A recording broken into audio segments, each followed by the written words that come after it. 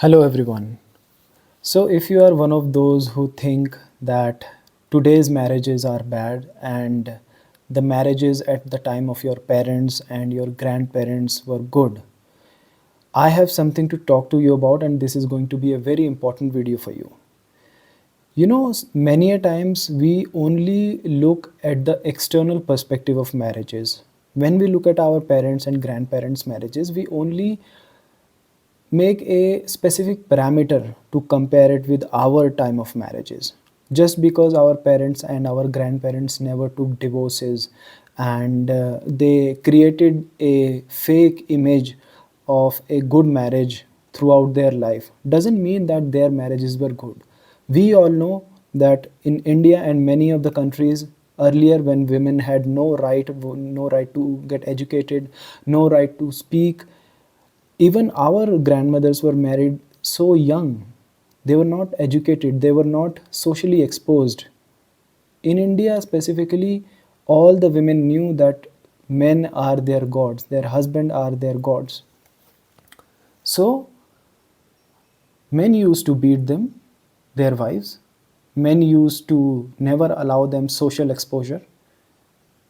Like, women were brainwashed like a slave. And women always thought that it is their husband's right to oppress them, and they never raised a voice against them because they never saw it as something bad is happening with them. Because religions, priests, society, their own parents, their in-laws, everyone brainwashed women in believing that it is okay whatever is happening. And to keep the image in front of the society intact, they compromised on everything forever. Now, when we look at those marriages, we'll only look at those marriages on the surface. We don't dive deep down into the regular daily matters. So we compare them. Just because in today's society the divorce rates are increasing, the infidelity rates are increasing, we think that marriages are bad today only. No, it is just because the outcome is visible, that women are more educated, women are more socially aware right now. Once a woman realizes that they are being treated ill, they take advantage of their social rights, their legal rights, etc. Hmm? Women are emotionally more capable compared to men. Men are socially involved creatures. Men are more focused on maintaining a social image in the society. If I get divorced, what would society talk about me? If I don't control my wife, what would society talk about me? So these are the games of the men. Women right now are initiating more divorces. Like, you read the data of any country in today's time when women are more educated. So people say that educating women is leading to increased divorce rates. Yes, that is true. That is 100% true. But that should not come as a bad point of view.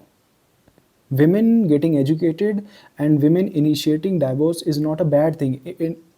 In fact, it is a good thing, because women no more care about their social image. They used to, because they were brainwashed. Naturally, they are more emotional.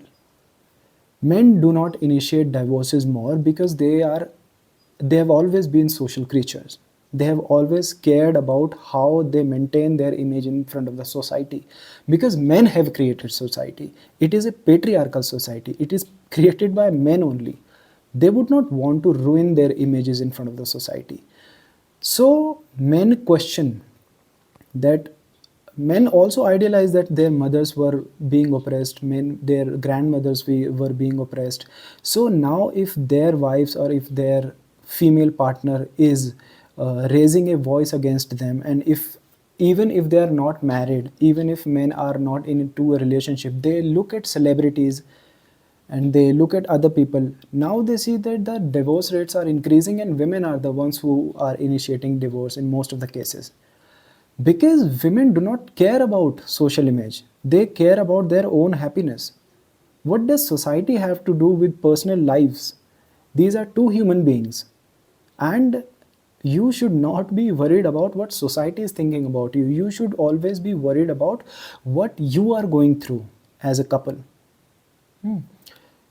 Men don't initiate divorces, of course, because they created this society and this narrative. Women do initiate divorces.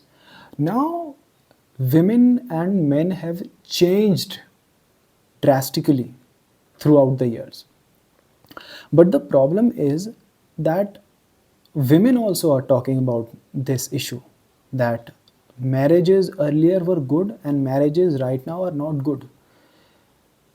But they do not realize the fact that for thousands of years, their mothers and their grandmothers and the women in the history have been oppressed.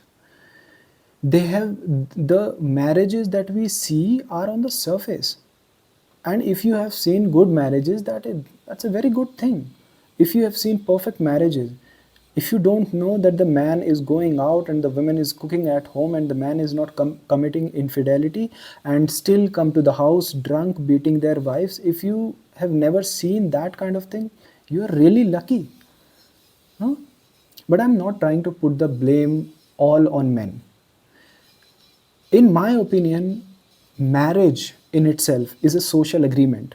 And when you tie two individuals in a social agreement where the society would be taking care of your decisions, they don't take care of your decisions. They tell you what an ideal relationship should be. They don't care about your happiness or sadness or whatever state of mind you are going through. They just call good marriages that do not take divorces, that compromise as much. You know, in our society, the more sacrifices, the more pain one a couple goes through, and even then they compromise and they save their so-called marriage, that is what a good marriage is considered. People give examples of that. Look at them, what kind of hardships they went through. Her husband used to beat her up and he committed infidelity, and then also she, got stick to the relationship and the marriage. She saved it because of the children. And children is also one more thing. Once you reproduce children, you are tied, you cannot do something. Right now, women have a lot of rights compared to the earlier times. Now they are educated, they have exposure to what is going on in the world. Now they meet other people. So earlier men used to commit infidelity, men used to beat their wives. Now women are also committing infidelity equally. Women are committing more infidelity. Not because man as a gender is wrong or women as a gender is wrong. People commit infidelity because they don't find anything interesting in their marriages now. So they secretly talk to other people. They engage romantically with other people. They commit infidelity. They get romantic, share sexual experiences with other people. Because right now they are aware, exposed. Earlier only men were exposed. Right now women are also exposed to what the world is going on through. So they also take advantages of their social and legal rights. It is not to show that women or men as a gender is bad. It is because when your marriage is falling off, if your relationship is going away, if you are not anymore interested or something is going wrong in between you two people, right now you are tied up with a social contract. The society is around you, so you still want to maintain that social image, but secretly you're not involved. Secretly you want to commit infidelity. Now I don't want to put this word infidelity in a bad light. It is called infidelity, it is called a bad word because society doesn't want you to be free, so they call it a bad word, and now you also believe it is a bad word. Now, are we sure that our grandparents and our parents never committed infidelity?